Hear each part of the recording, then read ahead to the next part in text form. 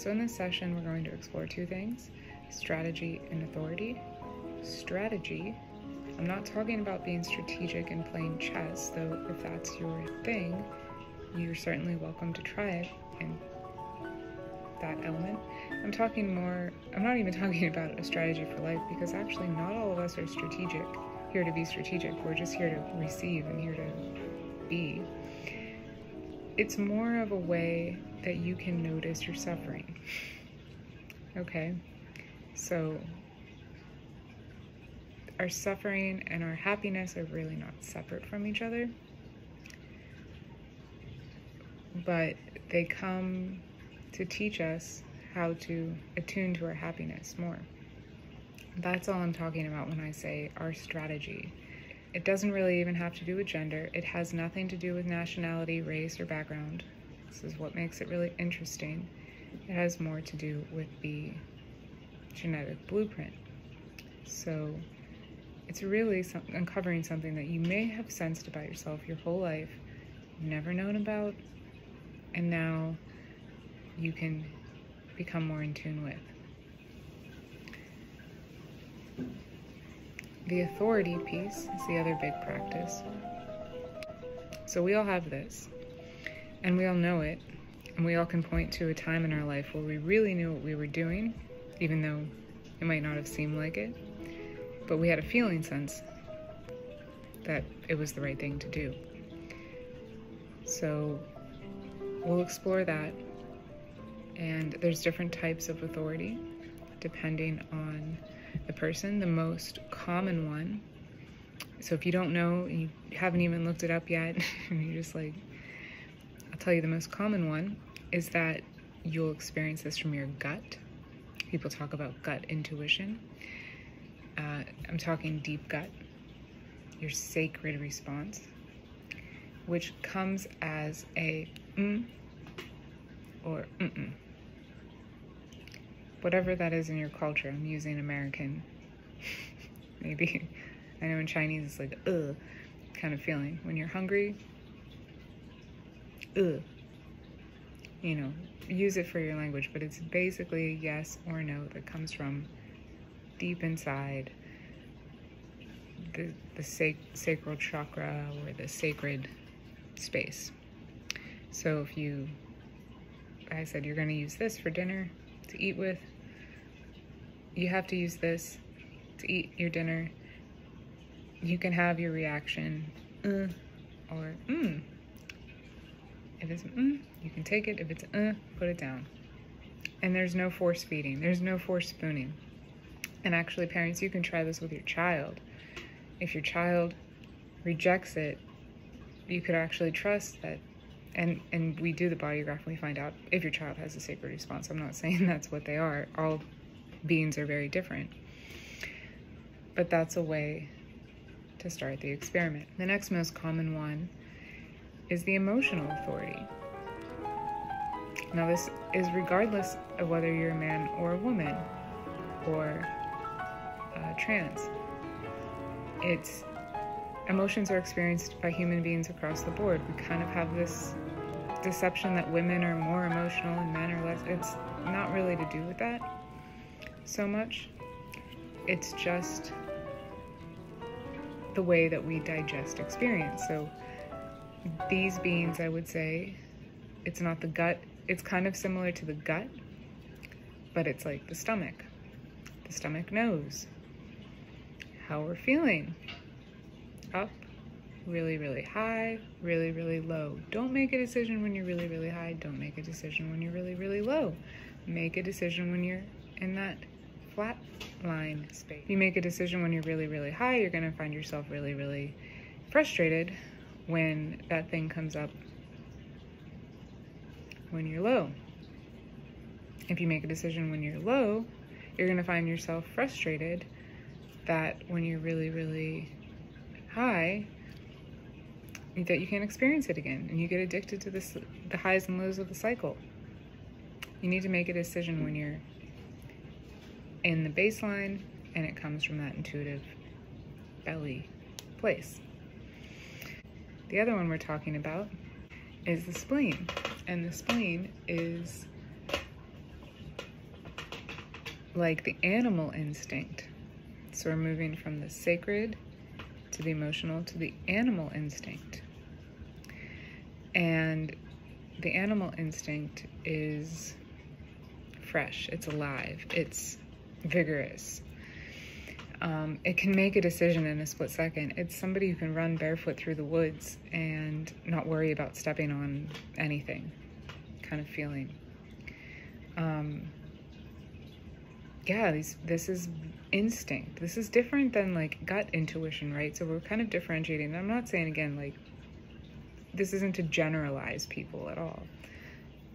We're very multi-dimensional, multifaceted, and that's another thing I love about this. I'm just talking about really tuning into your specific authority is what we're doing, and practicing it. Actually, because intuition is something you actually need to develop. Authority is something you need to develop. You know it by writing the story, but you need to practice it. All beings on the planet at this time need to practice it. Even children need to be taught how to practice it. But this is much more, this is one of the oldest centers in our body, and even animals have this design, so even they act from this instinct. I think this would be a great person to have around, because fear is one of the things that so many of us are suffering from, right? I'm afraid. But there's really nothing to be afraid of. I mean, a cat is afraid. If you've ever watched a cat, they get like super afraid and their hair stands on end, and then 2 seconds later they're like totally fine. That's how we can be too. We don't need to hold on to fear. And these beings who have that, you know, they really know that, and they act from that place to really help us get out of fear response into a world where we don't have to be afraid about our survival. We can just live and enjoy life. So that's the third type of authority, the spleen. A heart. This is very, very few people. Very, very few people have the heart, the embodied heart. We call it the ego. Ooh, ego and spirituality. It's like a 3-letter word. Nobody wants to talk about their ego, but people who have their ego defined are here to teach us how to use the heart. The embodied heart, the physical heart, the thing that beats, and when you run, it moves and it lets you know that you're alive.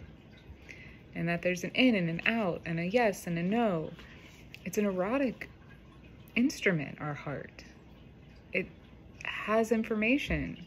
Science is finding more and more that there's this field literally generated by our physical heart, electromagnetic field. This isn't woo-woo, this is real, you know? The heart has more nerves connected to the brain. The gut has nerves connected to the brain when we're talking about our sacral or our emotional response, but the heart is very, very intelligent, and it can tell us a lot of information. So if you're in your heart, and this is our ego, because no one wants to lose their heart. You lose your heart, you die. Our heart is our worth. Our self-worth comes from our heart. Our proof that we're here. We're alive. Does it have a heart? Is it beating? That's what we ask when someone, or are they breathing, the heart and the lungs, right? Like, that's what we ask when someone's about to die. We're not like, you know, concerned with pretty much any other thing in the body. So if you have your heart defined, you need to, I would say, be physically active and feel your heart, touch your heart frequently, you know, and tune into it. And see if it's a yes or a no. Simple as that, you know. I know a couple people with this, and they're ones to just jump into things, and they're doers in this life.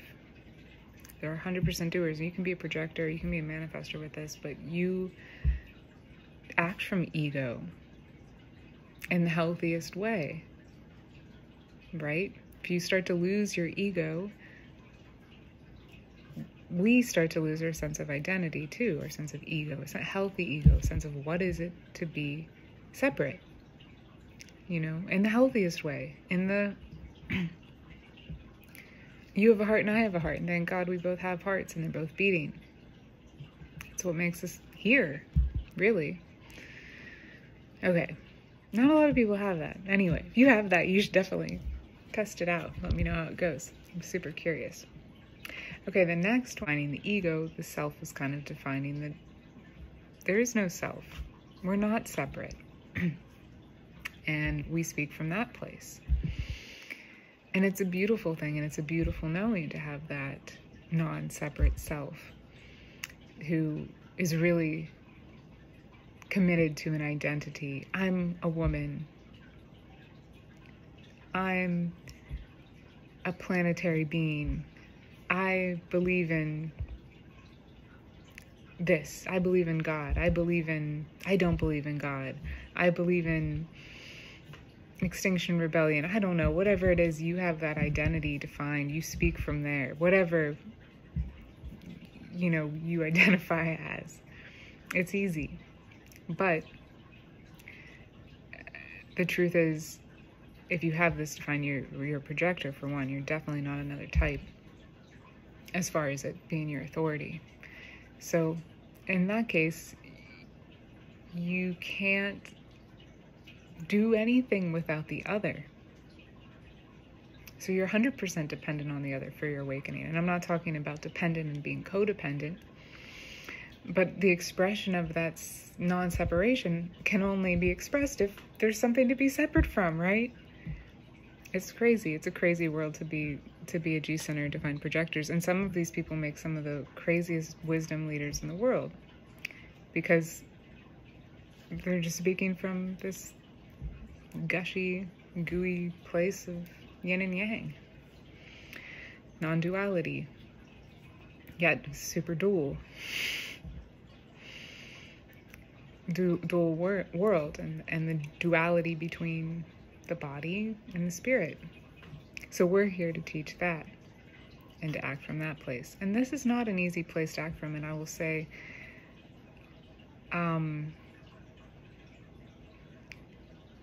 it takes a journey. It takes someone with this center to really journey into their voice. This is the place where it's usually expressed because it's connected to the throat, which is not an authority. The things you say are just coming from the non-separate self. So it really takes a refinement of speech and language. Yet there's a lot of goobly-gook. So it's both. It's the genius to freak. People with this probably usually, I think, have that, or the role model, the creative role model. So it's a fascinating center, and it's very rare. So I get excited when I find people who have that because, well, we can work together and illuminate the cosmos. The next one, I think I have almost all of them. There's 2 more left. So we've gone through the sacred response, we've gone through the emotional response, we've gone through the splenic response, we've gone through the ego, we've gone through the G, and now we're going to talk about the no authority, or the mind authority people. Okay, you're special, and you're definitely projectors too. The mind isn't an authority, so it's completely a paradox, right? If you have this, what we learn in human design is that the body is the only authority. Can bring in other embodied arts, and definitely will do that. That's actually what I'm certified in. I'm not certified in this stuff. It's just my hobby horse that gives me sort of an understanding of how people work. But if you have this authority, I would totally recommend some kind of embodied practice. Anybody who's doing this. But the mind authority, the mind is not our authority, is what we're learning. So if you only have your mind defined, then what's your authority? You're a projector. You're here to guide people. You're here to translate whatever's going on there in the brain, because you're always thinking. There's some people who are always thinking. Even in meditation, they're thinking. But they're doing the thinking for the people who aren't thinking, which is great. Because I don't know how it works. It just does. It just does. Because the peace isn't like a brain thing. The peace is like the happiness. Okay, coming back to this is here to help us not to suffer. The peace is in living our strategy, our success, our satisfaction. So the piece is in that whatever that word is for us, success, satisfaction, blah, blah, blah, those are the two main ones most of the population has, or peace, or I think the other one is, I can't remember, surprise, I think, yeah, surprise. Those feelings of experience then are kind of like amplified outwards. That's the thing I want to say. It's amplifying. So you can amplify things negatively or positively. That's the other fascinating thing. If you're one of these people, mental people, mind people, have defined mind, you're always thinking, doesn't cut you off the hook. You still have to refine your thoughts and meditate, because if you're around someone who's open, you're going to amplify what they're thinking about, or they're not thinking about.